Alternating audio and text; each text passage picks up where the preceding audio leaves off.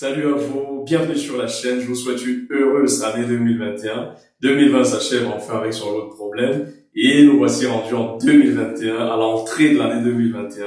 C'est l'occasion de faire le bilan et bien sûr de se projeter dans l'année qui arrive pour se dire voici ce que je voudrais à la fin de l'année 2021. Alors pour ça, il faut quand même arriver à respecter au cours de cette année ou au mieux au début de cette année certains nombres de comportements afin de mettre les chances de son côté pour que l'année soit une année extraordinaire, pleine d'activation potentielle.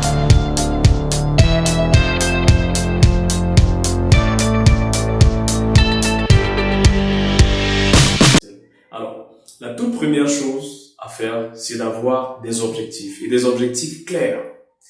Qui est-ce que vous voulez être en 2021? Qu'est-ce que vous voulez avoir? Qu'est-ce que vous voulez faire? Qui est-ce que vous voulez rencontrer? Où est-ce que vous voulez aller? C'est important d'avoir des objectifs dès le départ au cours de cette année. Ça peut être des objectifs de l'année dernière, ça peut être des nouveaux objectifs, ça dépend de vous. Fixez-vous des objectifs pour l'année qui arrive.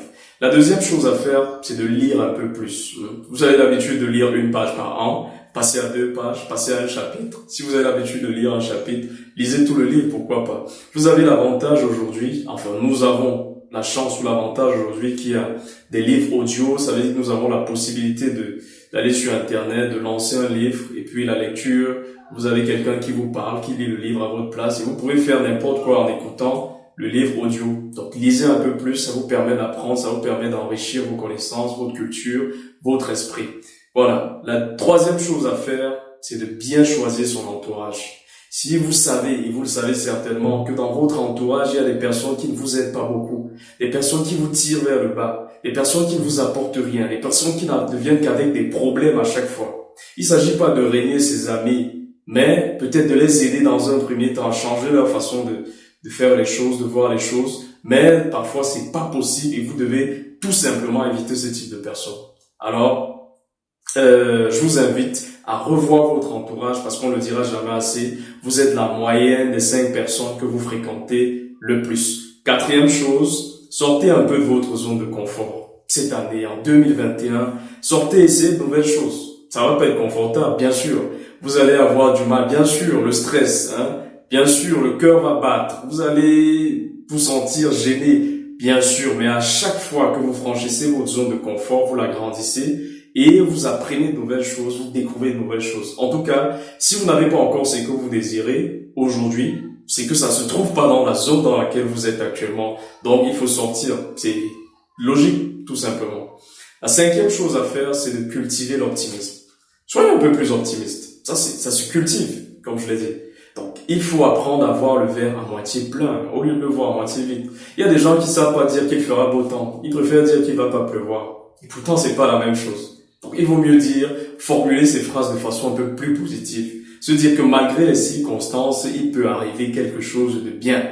C'est pas parce que le ciel est sombre que forcément il va pleuvoir. Il faut garder à l'esprit que les choses peuvent bien se passer. Toujours. Donc ça, c'est l'optimisme. Apprenez à cultiver votre optimisme. La sixième chose à faire, c'est de manger un peu plus sainement. Il y a toute une vidéo consacrée à ça, au fait que, je l'ai dit dans cette vidéo, nous travaillons chaque jour sur un projet de maladie, sans le savoir, peut-être consciemment, peut-être inconsciemment, mais nous travaillons chaque jour sur des projets de maladie à travers ce que nous avalons, à travers nos comportements. Mangez un peu plus sainement, réduisez le sel, réduisez le sucre, réduisez les aliments gras, on le dira jamais assez. Essayez de consommer plus de fruits, plus de légumes pour votre santé. La septième chose à faire, c'est de pratiquer une activité physique. Bien sûr que c'est lié. Manger sainement, pratiquer une activité physique, les deux vont ensemble. Tout ça, c'est pour vous garantir d'avoir une santé optimale. Huitième chose, rendez un peu plus service. Essayez d'aider un peu plus autour de vous. Parce que quand vous apportez de la valeur aux gens, quand on sent que vous avez quelque chose à apporter, vous êtes très souvent récompensé. Peut-être pas sur le coup, mais essayez de rendre un peu plus service autour de vous. Un peu plus service aux gens. Ça peut être pour de l'argent, c'est toujours un service, mais quand vous pouvez, faites-le comme ça, rendez un peu plus service autour de vous. Vous allez voir le bien que ça va vous faire. La neuvième chose à faire, c'est d'apprendre de nouvelles choses. Apprenez de nouvelles choses. Vous n'êtes pas habitué à l'outil informatique, ben prenez un cours d'informatique, apprenez sur Internet comment est-ce qu'on l'utilise, comment est-ce que on fait des traitements dans Excel, dans Word, dans des logiciels simples. Apprenez. Ça peut être l'informatique, ça peut être autre chose. Vous pouvez apprendre à jouer d'un instrument de musique. C'est important parce que apprendre de nouvelles choses permet de créer de nouveaux circuits neuronaux dans votre cerveau. Et ça permet également de stimuler le cerveau afin qu'il puisse être un peu plus créatif, un peu plus ouvert et qu'il puisse anticiper sur les événements. Vous devez vous habituer à apprendre de nouvelles choses également. Et la 10e chose, et la plus importante pour moi, c'est d'exprimer de la gratitude. C'est quelque chose que nous faisons pas souvent assez. Être reconnaissant. Tout simplement, c'est-à-dire que vous vous levez le matin et vous vous dites, je suis reconnaissant pour tout ce que j'ai déjà.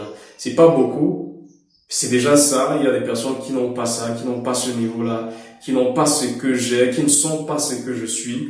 Et pour cela, j'exprime de la gratitude. Exprimer de la gratitude, ça veut pas dire qu'on n'a pas d'ambition, qu'on ne voudrait pas mieux. Ça veut tout simplement dire qu'on respecte déjà ce qu'on a acquis, ce qu'on a, et qu'on se dit, parce que c'est en disant merci parfois qu'on reçoit plus. Mais quand vous recevez et que vous savez même pas dire merci, la personne qui donne ne voudrait plus vous donner parce qu'il n'y a pas eu de reconnaissance, il n'y a pas eu de gratitude. Donc, exprimons un peu plus de gratitude. Donc voilà 10 choses rapidement qui peuvent changer complètement votre année, qui peuvent vous permettre d'avoir une année pleine de réalisations. Donc sur ce, je vous souhaite encore une heureuse année 2021. On se retrouve dans les vidéos qui vont suivre. Si vous n'êtes pas encore abonné à la chaîne, je vous invite à le faire. Et sur ce, vraiment, je vous souhaite de très belles, de très belles choses. Et à très bientôt sur la chaîne.